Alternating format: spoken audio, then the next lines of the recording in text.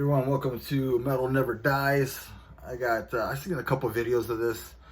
The Thralls of Metal did this as like debut albums for metal bands, and this is their their best album. This doesn't have to be metal bands, but like debut albums is their best album from any band. I seen another Jeremy from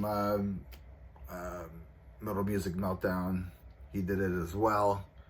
So I tried to pick albums. I watched Thralls, so I didn't pick any of that they did, and then I watched Jeremy's after I did my picks, and then I think there's a couple here that we thought the same, but it's totally fine. It's all for fun. It's not a trend, a video trend going on, but like maybe it will be. But like I picked 10 albums and 10 bands. Let me know what you think.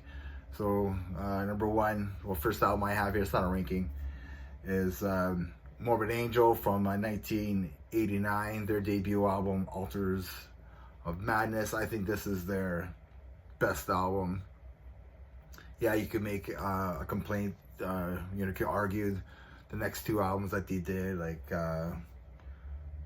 Basar the Sick, something like that, and then The Covenant. But I don't know, this album is their best one. It has a little bit more of a thrash influence on there, awesome album. It's their best one. Next band I have here is Cold Chamber from 1997, their debut album. I think it's self-titled. Yeah, this is their best album, I think. I never really got into Cold Chamber. I did listen to it here and there. Yeah, I think that's their best album. Not the biggest Cold Chamber fan, but it's a band that comes up one of the bands that comes up right away in my mind for best debut. Next album I have here is this is Threat Signal, Under Reprisal from 2006, Under Nuclear Blast. Yeah, John Howard, and he's had band members in and out of the band. They just never caught the magic on their other albums from their debut album. This album has so much magic to it, and you could say that it was because of Kyle McKnight and stuff, and I'm sure he had some songwriting ideas to do with it too, but this debut album is just, it's magical in my books. It still hits hard today. Next band, so the fourth band I have here is Deicide, their debut album from 1990 on Roadrunner Records. Yeah, I mean, this is like the Slayer of death metal. Sure, like the first three albums are just legendary. You could probably argue Legions, and you could probably argue One Upon a Cross, but I think this debut album is their best album. I think they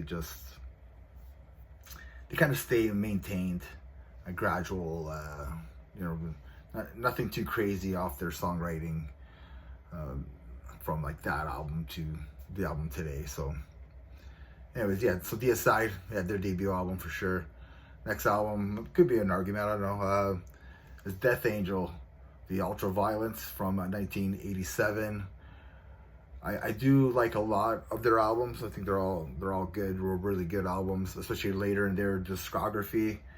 But this album just captures that thrash of what was going on at the time. You could hear their influences. They're only teenagers, like late teens. I think the drummer was like 14 years old, and you could hear the influence. You could hear that Slayer influence in their songwriting and stuff like that on here. Unfortunately, like after like the third album, they kind of like broke up, or they got into an accident, and some people got hurt and stuff like that. So it probably slowed things down, but they did come back in the early 2000s and made some killer thrash metal albums. So yeah, I think this is probably their best album, The Ultraviolence by Death Angel. Next band is 6 Feet Under, The Haunted from 1995. Yeah, they had Adam West from Obituary and Chris Barnes from Cannibal Corpse. They got together, they did this, and I think it's just been like a, later stuff after like after their third album, it just became crap, right? So yeah, this 6 Feet Under, The Haunted, their best album easily. I have Hatebreed. Satisfaction is the Death of Desire from 1997 on Victory Records. Yeah, this is another magical album. The band just blew up from this album. This album just still hits hard today, man. It just kicks ass. It's a band that never changes. Like, this is like Slayer, right? It just doesn't really change very much. Hatebreed, like, you know what you're gonna get from Hatebreed. But I think they had their first album, that debut album, just has something to it compared to the albums after this don't have. Next band I have here is Down Nola from 1995. This is a Phil Anselmo, Pepper Keenan, a couple other guys in the New Orleans area. I thought this was like, it's kind of like a super group. I thought maybe this was going to be a one-off, but they did record, they did do other albums after, and yeah, this debut album is just so special. I just think it's amazing debut album. So yeah, Down Nola. Next album I have here is Annihilator, Alice in Hell from 1989 on Roadrunner Records. I guess maybe you could argue that Never Neverland is a close second. A lot of people say that that's their favorite album, but I think they're lying. Alice in Hell is Annihilator's best album, hands down. You can't argue. I don't care what people say. And the last band I have here is Violence Eternal Nightmare from 1988. Yeah, one of the best thrash metal albums out there, despite the awful vocals on this album. This is their best album, hands down their best album. A lot of people say that was a Mass Corruption, that the second album is like, could be their second. No, it's not. This is their best album, hands down. I'll argue it all day, every day. And yeah, that's my 10 albums that their debut album's the best. Let me know what you think, if you can think of other bands like that. And I have it out right now. A lot of people say that this is like their best album as well.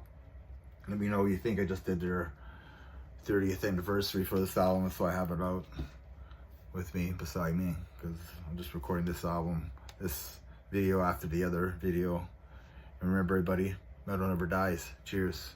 You know it.